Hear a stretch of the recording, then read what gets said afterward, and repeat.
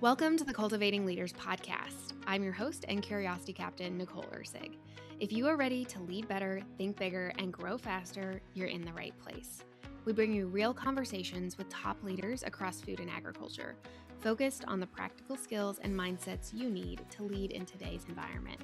Today's guest is a visionary leader in agriculture who has built a career at the intersection of storytelling, innovation, and global impact. Today's guest is a leader shaping how talent and teams evolve in a rapidly changing agricultural industry. Today's guest is a leader focused on building people, strengthening teams, and driving success across a global organization. You said it takes a lot of courage to walk away, especially walking away from something good when it's not the right fit anymore.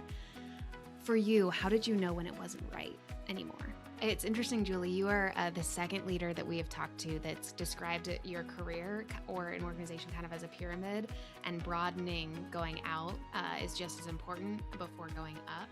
I'm sure there's been failures and I'm sure there's been painful feedback. How do you deal with and recommend for others to deal with kind of the pain of that growth? I'm curious first, what are your top tips for culture building of high-performing teams?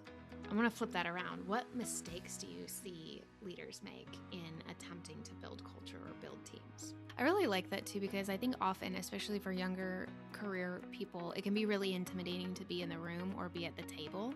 And you can feel like you need to have the answers or understand the technical conversation or discussion.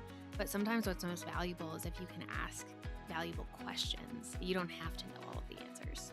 When you put so much into work, and I think the way a lot of really good leaders do and people in agriculture do, right? Because we're very passionate about what we do. How do you deal with the identity shift and change?